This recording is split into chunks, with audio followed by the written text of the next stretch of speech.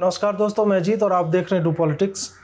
हाल ही में वैश्विक अर्थव्यवस्था पर जो एक प्रभाव पड़ रहा है यूक्रेन और रूस के क्राइसिस के कारण, और जिस तरह से बाइडेन एडमिनिस्ट्रेशन लगातार वहाँ पे ट्रूप्स की प्रेजेंस को बढ़ाता जा रहा है, और उसके बाद एक ऐसी सिचुएशन बन गई वहाँ पे कि आम लोगों में जिनको इस विषय की बहुत ज़्यादा जानकारी नहीं है, उन्हें लग रहा है कि वर्ल्ड वॉर 3 हो जाएगा। और अर्थव्यवस्था पर तो इसका प्रभाव पड़ता दिखता है, लेकिन क्या वास्तव में ये कोल्ड वॉर का कल्मिनेशन होने जा रहा है? रूस अपनी सुपीरियरिटी दिखाना चाह रहा है, अमेरिका अपना असर्ट करना चाह रहा है, बाइडेन की लोकप्रियता लगातार गिरती जा रही है, फिर मिलिट्री इंडस्ट्रियल कॉम्प्लेक्स का रोल आ जाता है कि वो हमेशा चाहते हैं कि विश्व जो है एक अनवरत युद्ध की स्थिति में बना रहे। तो इन्हीं सब मुद्दों पे हम तब चर्चा में बैठे हैं अभिजीत अय्यर मित्रा जी के साथ, जो रक्षा मामलों के विशेषज्ञ हैं। जबकि कहा जा रहा है कि 16 फरवरी, यानी जब आप इस वीडियो को देखने वाले होंगे, तब रूस यूक्रेन पर अटैक कर चुका होगा, क्योंकि ज़ेलेंस्की जो प्रेसिडेंट यूक्रेन के, उन्होंने ऐसा अपने एक फेसबुक पोस्ट में लिखा। तो अभिजीत जी से बातचीत करते हैं। सबसे पहले तो आपका बहुत बहुत स्वागत है डू पॉलिटिक्स में। थैंक यू अजीत जी। पहला प्रश्न यही है, और बहुत नेचुरल भी है, कि क्या वाकई ये वर्ल्ड वॉर 3 जैसी स्थिति है?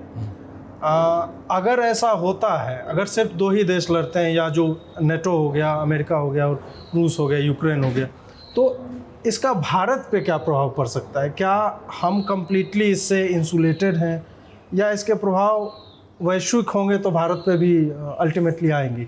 हाँ, तो इसमें आपने 2 सवाल किए हैं, मैं एक एक करके आंसर करता हूँ। इसमें क्या है कि पहला तो ये है कि वर्ल्ड वॉर 3 होने वाला नहीं है।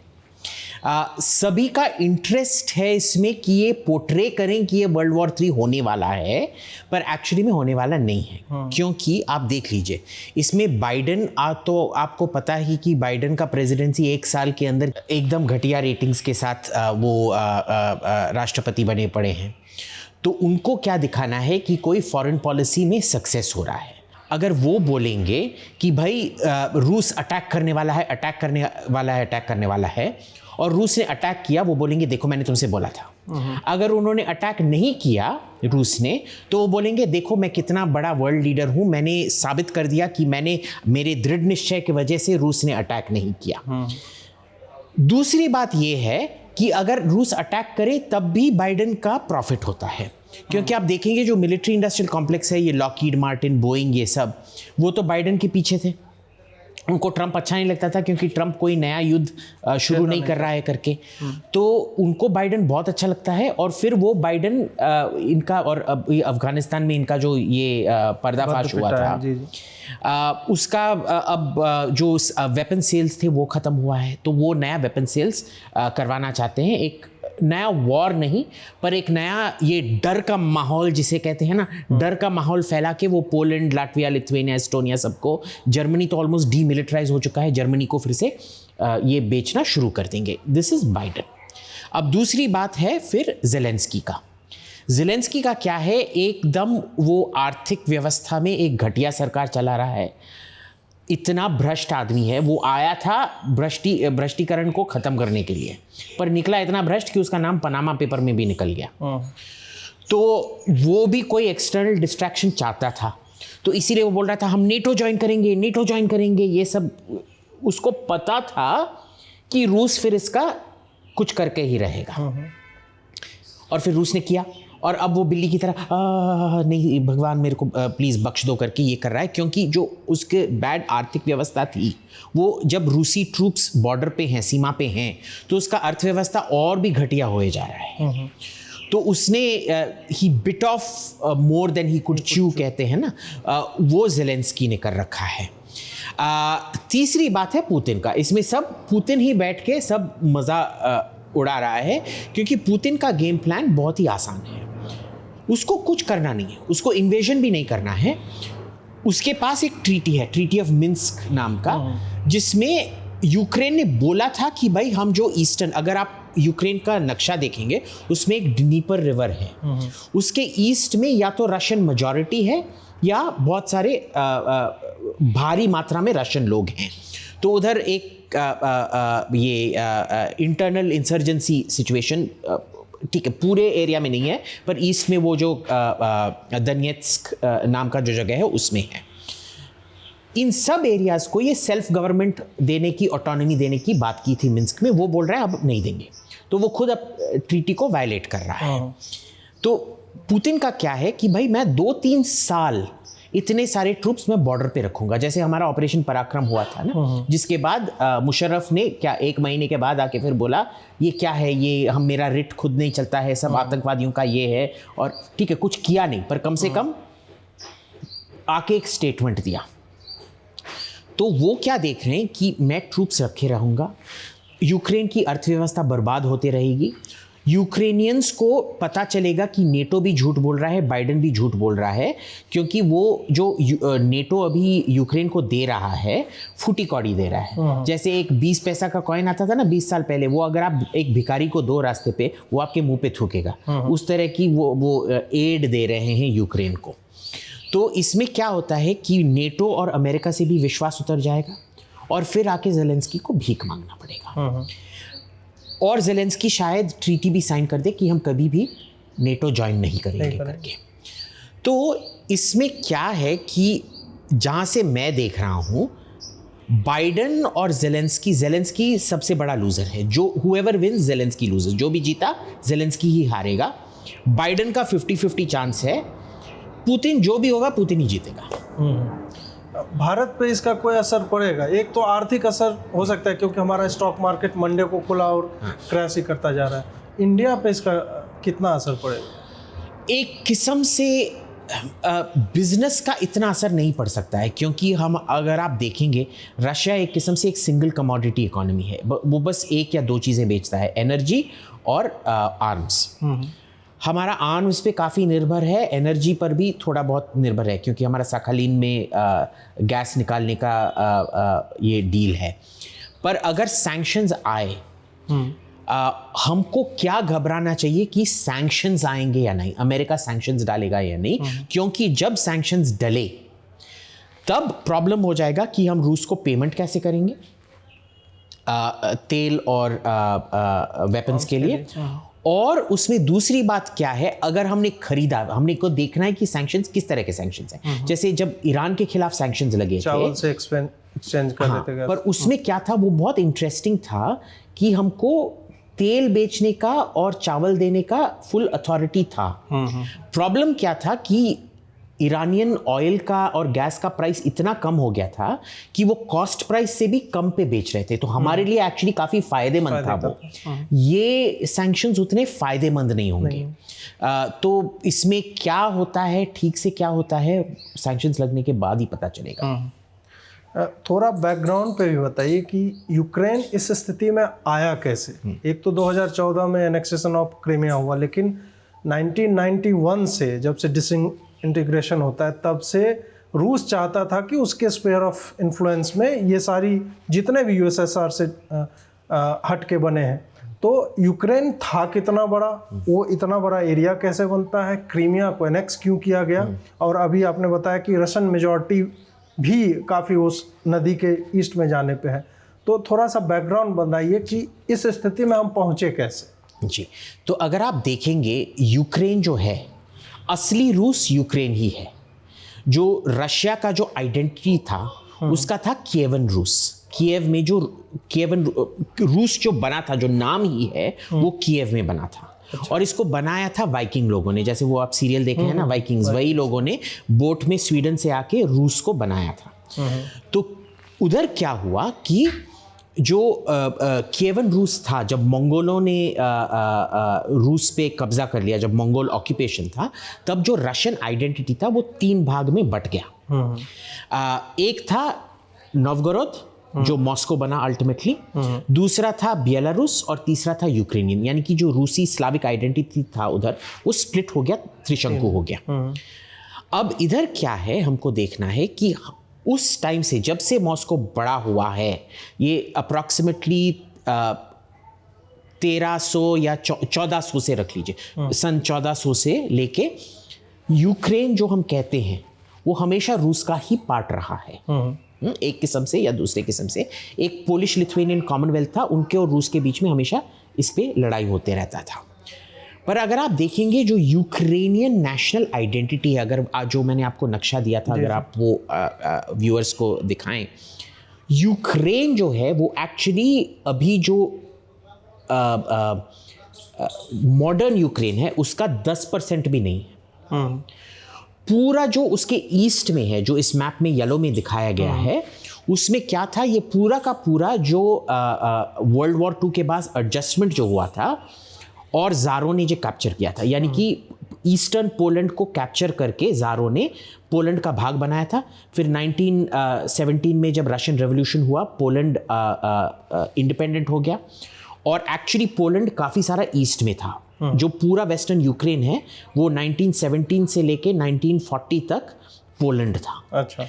फिर स्टालिन ने पोलैंड को जो जर्मनी का जो ईस्टर्न पार्ट था वो पोलैंड बना दिया और पोलैंड का जो ईस्टर्न पार्ट था वो फॉर्मली यूक्रेन बना दिया और पोलिश लोगों को सब फेंका गया। वो लिविव नाम का एक सिटी है, लिविव जो भी कहते हैं, वो सब पोलिश को निकाला गया और ये यूक्रेनियन बनाया गया। तो उसी टाइम रोमानिया भी जो एक्सिस पावर था, जो जर्मनी के साथ एलाइड था, उससे भी थोड़ा लैंड लेके फिर यूक्रेन को दिया गया। ईस्ट में क्या हुआ, जब 1917 का जो रशियन रेवोल्यूशन हुआ, उसमें 1922 में जो डिनीपर का जो ईस्टर्न साइड है, जो रशियन मेजॉरिटी हमेशा से है, ये दनियत्स्क से लेके बिल्कुल ओडेसा जो पोर्ट है, ब्लैक सी का पोर्ट, काला समंदर का पोर्ट जो है, वो पूरा का पूरा लेनिन ने यूक्रेन को दान में दे दिया।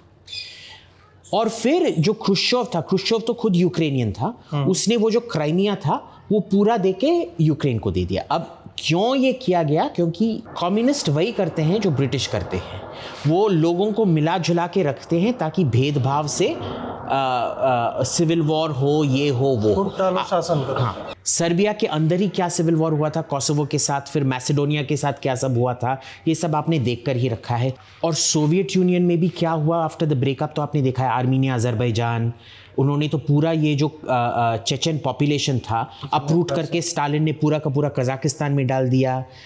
जो रशियन जर्मन्स थे उनको लेके कहीं और डाल दिया, जो यहूदियाँ थी उनको चीन के पास डाल दिया था, चीन के बॉर्डर के पास।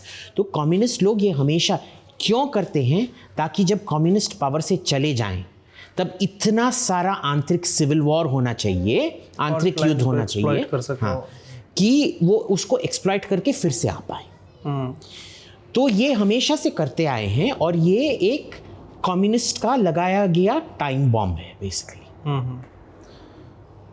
दो संधि थे, मतलब रूस और यूक्रेन के बीच 2014 के बाद की। एक तो नेटो तुम ज्वाइन नहीं करोगे, दूसरा ये कि नेटो ट्रूप्स का जो ईस्टर्न पार्ट पे उधर से अपना सिग्निफिकेंटली रिड्यूस करे मिलिटराइजेशन। तो इसमें ऐसी कौन सी बात है जिस पे अग्री नहीं कर रहे हैं ये लोग? ये इस स्थिति में क्यों बार बार पुश कर रहे हैं? आपने ये बताया कि वो चाहता है ऐसा कर, इससे उसको फ़ायदा क्या होगा? तो देखिए, इसमें आप गलती कर रहे हैं कि यूक्रेन का फ़ायदा देख रहे हैं। अच्छा। इसमें यूक्रेन का फ़ायदा नहीं है, इसमें यूक्रेन में जो पॉलिटिशियंस है उनका इंडिविजुअली फ़ायदा है। अच्छा। यानी कि पाकिस्तान में जब होता है ना, जब कोई कू करना चाहता है वो इंडिया पे हमला कर देता है, जो कोई इलेक्शन विन करना चाहता है इंडिया पे टेररिस्ट अटैक करवा देता है। तो ऐसे ही यूक्रेन भी है, वो एक बास्केट केस किस्म का देश है ही रख लो। होना नहीं चाहिए, टेक्निकली वो बहुत एक अमीर देश होना चाहिए, पर पॉलिटिशियंस की वजह से एक बास्केट केस है।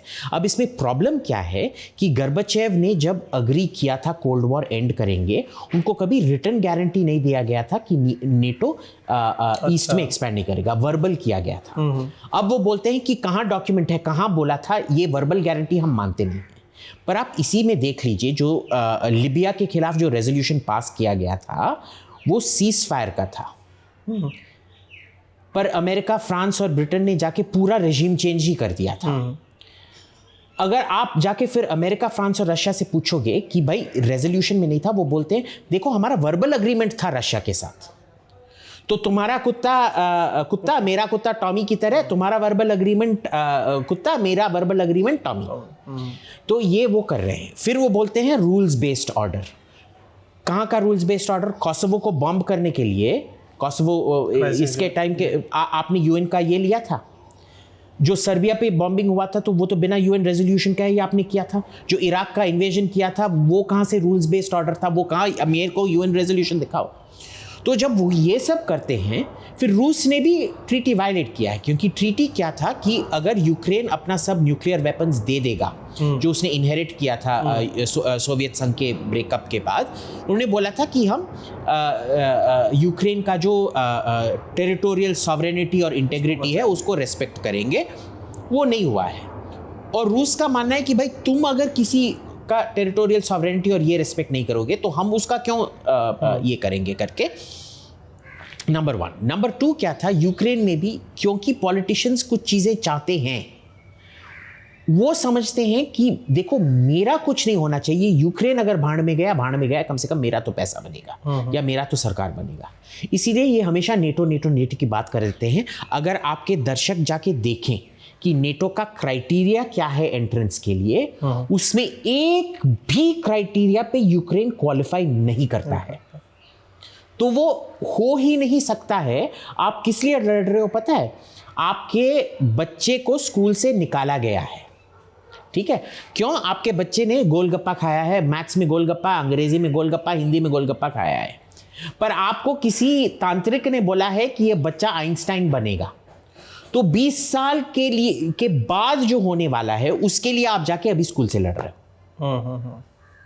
और फिर दूसरा इसमें इंटरेस्ट बाइडेन का दिख रहा है, तो इसमें मिलिट्री इंडस्ट्रियल कॉम्प्लेक्स जो है वो क्या चाहता है? वो क्या चाहता है कि विश्व में हर एक देश एक दूसरे से उलझा रहे, और यही 3-4 जो बड़ी मैन्युफैक्चरिंग कंपनीज हैं।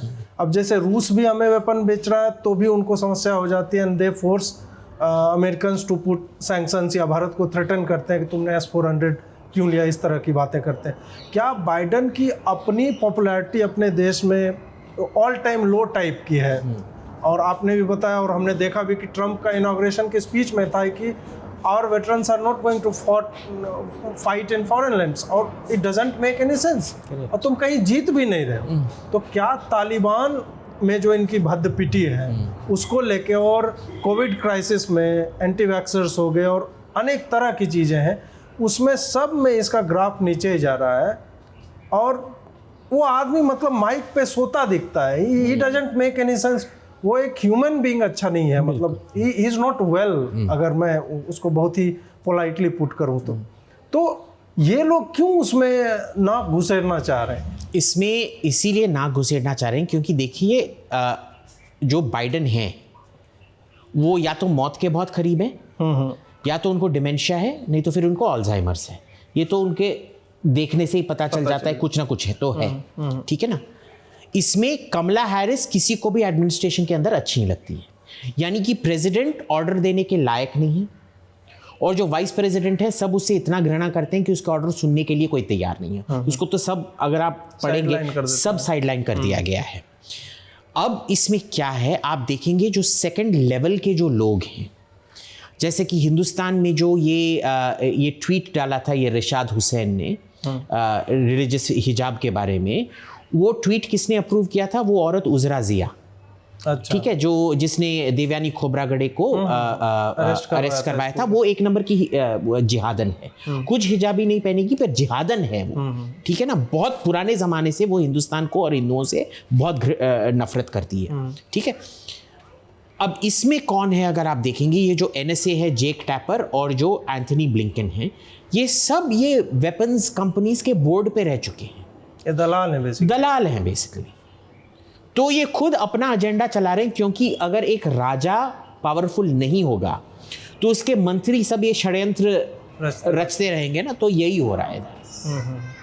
और बेचारा बाइडेन बस 2 घंटे के लिए अवेयर हो सकता है, तो वो जितना समझ पाता है थोड़ा बहुत इधर उधर, उसको भी यही हुआ जा रहा है। तो इसका बाइडेन जो लिबरलों का और इनका जो चैंपियन बन के आया था, तो इन लोगों का क्या रिस्पॉन्स है इन सब चीज़ों को लेके कि तुम फिर से, मतलब युद्ध की स्थिति में कोई नहीं जाना चाहता, लेकिन चाहे BLM हो और इस तरह की, मतलब तमाम अभी जो है बातें उस तरह की हो रही हैं जहाँ पे ये लग रहा है कि बाइडेन को जिन्होंने प्रॉप अप किया था उनके लिए मुझे थोड़ी दया आ रही है। और दूसरे तरफ से अगर देखें कि ये लोग दया के पात्र हैं नहीं। इन्होंने हमेशा से हिंसा, मतलब अगर इन्हें किसी को हराना है, मान लीजिए उधर ट्रम्प हो गया या हमारे इधर मोदी या योगी हो गए, तो they will side with anything.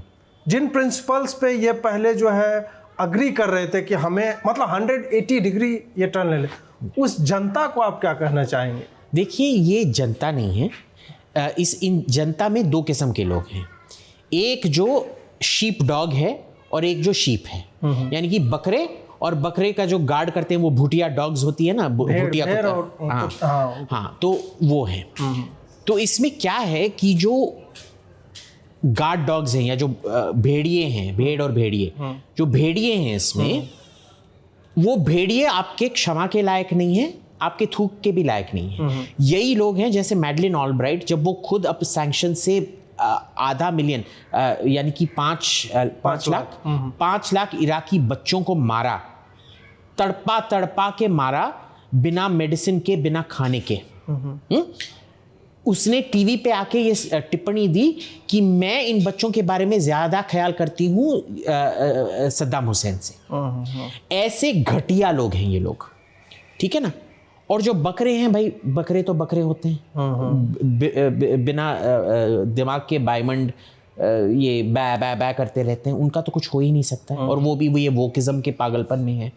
Trump derangement syndrome actually सच में ऐसे कुछ है। तो ये बेचारे पागलपन में ही घुसे हुए हैं। आपने वो पिक्चर देखा है, वो विनोना राइडर का जो सेलम विच ट्रायल्स में ये होता है, the covenant, know the revenant, नहीं नॉट द रेवेनेंट, कुछ ऐसे कुछ नाम, कवेनेंट करके एक मूवी है, अभी मैंने नहीं देखी। हाँ, उसमें वो सेलम विच ट्रायल्स हुआ था ना, जहाँ मैसाचुसेट्स में डायनों को, बेचारी औरतें थी, उनको सबको डायन बोल के पकड़ के जला देते थे जिंदा। उसी की तरह भी चल रहा है उधर। तो वो एक सिचुएशन ऑफ सोसाइटल कोलैप्स में, उसका कुछ हो नहीं सकता है अभी। और इसका अंत कहाँ पे जाके होगा? ये जो आर्म्स मैन्युफैक्चरर्स का जो रहा है, ये कहाँ पे, क्योंकि अब तो न्यूक्लियर आर्सेनल धीरे धीरे एक्सपैंड ही कर रहा है। भले एनपीटी हो जाए और ये सब हो जाए, लेकिन सत्य यही है कि नए नए देश जो है चोरी से दे या कोई दे एक्सपैंड कर रहा है। एवरीबडी, वो तुम्हारे पास बड़ा बटन है तो मेरे पास बहुत बड़ा बटन है, ये वाली स्थिति में। तो इस योजना का अंत कहाँ पे जाके होगा? इस योजना का अंत नहीं है, क्योंकि अगर आप देखेंगे इनका प्लान ही यही है, परपेचुअल वॉर के बाद वॉर, युद्ध के बाद युद्ध के बाद युद्ध के बाद युद्ध होना ही चाहिए। आप देखिए, कोई भी ऐसे डेकेड था, डेकेड को हिंदी में क्या, दशक था जब अमेरिका ने युद्ध नहीं किया है। 50s में उन्होंने कोरियन वॉर किया, फिर 60s और 70 में वियतनाम वॉर किया, फिर 80s में अफगान वॉर किया, फिर 90s में जाके इराक वॉर किया, फिर 2000s में जाके अफगानिस्तान वॉर किया, सीरिया हो गया। हाँ। और सीरिया हो गया।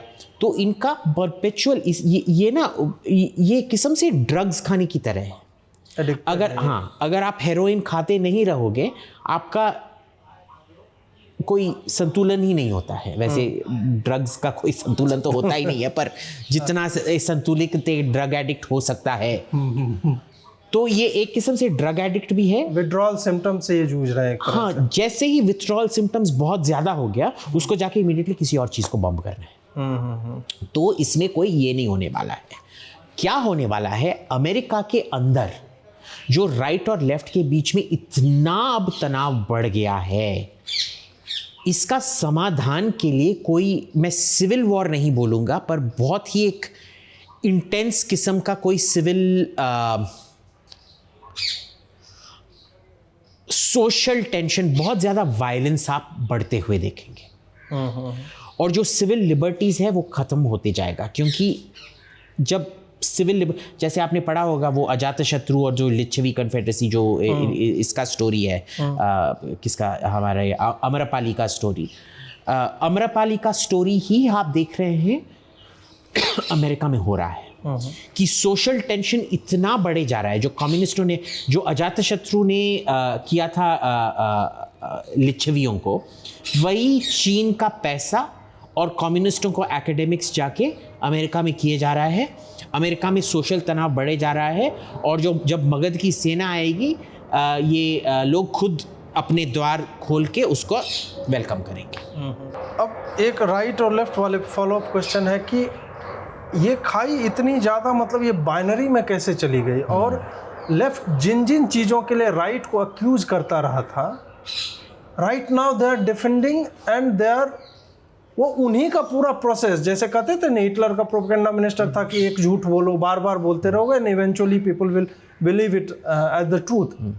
वो सब हो गया। प्रोपेगेंडा मशीनरी जैसे गोएबल्स यूज करता था, वैसे ही अब लेफ्ट कर रहा है, चाहे इंस्टाग्राम हो, ट्विटर हो, हर जगह पे ये लोग पोस्टर वारफेयर कर रहे हैं। यूक्रेन में हमने देखा कि अंग्रेजी में, वहाँ तो रसन में या यूक्रेनियन जो भी भाषा है उनकी, उसमें पोस्टर्स होना चाहिए जो भीड़ चल रही है, वहाँ इंग्लिश में पोस्टर्स का क्या ज़रूरत है? They were waiting for media to show it. तो इसको आप मतलब ये बाइनरी में कैसे चला गया है?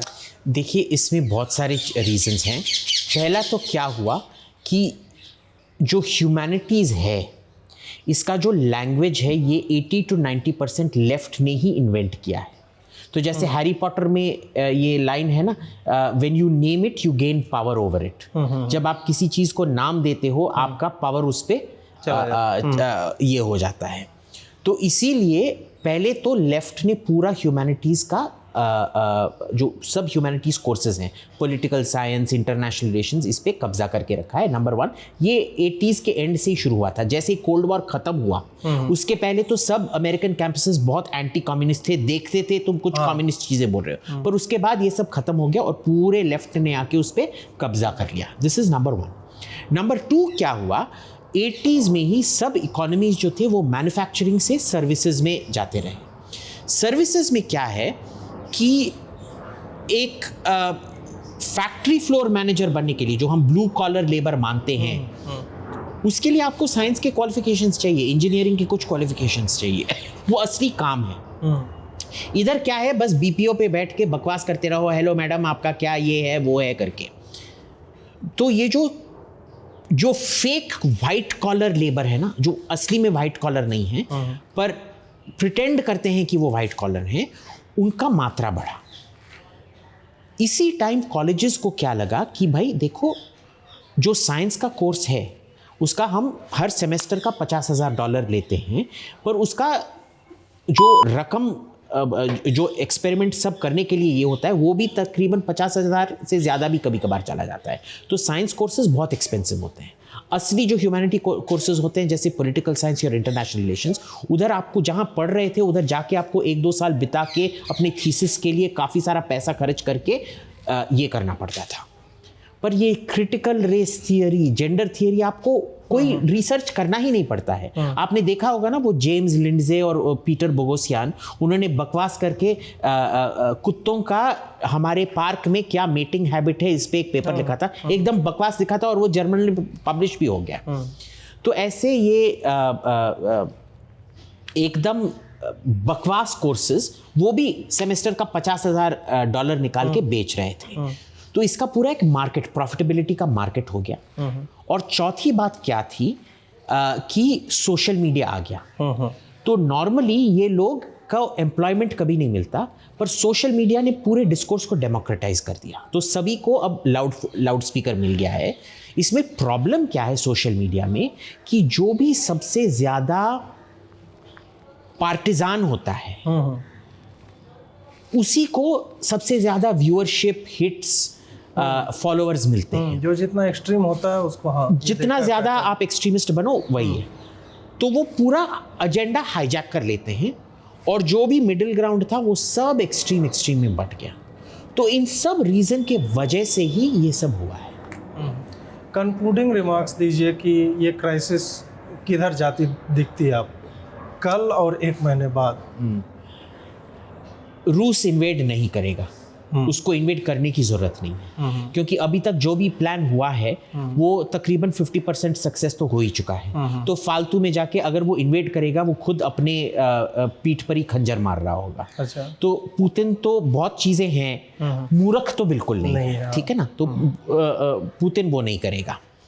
तो 5 साल के बाद भी शायद अगर आप देखो अगले साल तक या तो जेलेंस्की ने गारंटी दे रखा होगा हम नेटो नहीं ज्वाइन करेंगे, नहीं तो फिर नेटो ने गारंटी दे रखा होगा कि हम यूक्रेन को ज्वाइन नहीं करने देंगे।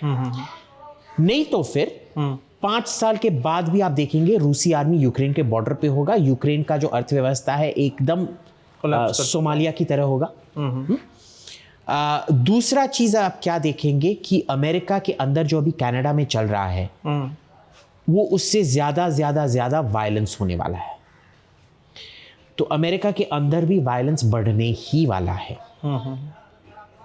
आपने हमें समय दिया इसके लिए बहुत बहुत आभार, और आशा है कि वैसे दुनिया में कन्फ्लिक्ट चलता ही रहता है और हम लगातार आपका इंटरव्यू ले सकते हैं, बट हम ऐसी दुनिया की तरफ जाना चाहते हैं कि इस तरह की स्थिति ना रहे कि परपेचुअल वॉर में दुनिया लगती रहे। आपने समय दिया इसके लिए बहुत थैंक यू अजीत जी, आपसे बात करके हमेशा मज़ा आता है। Thank you.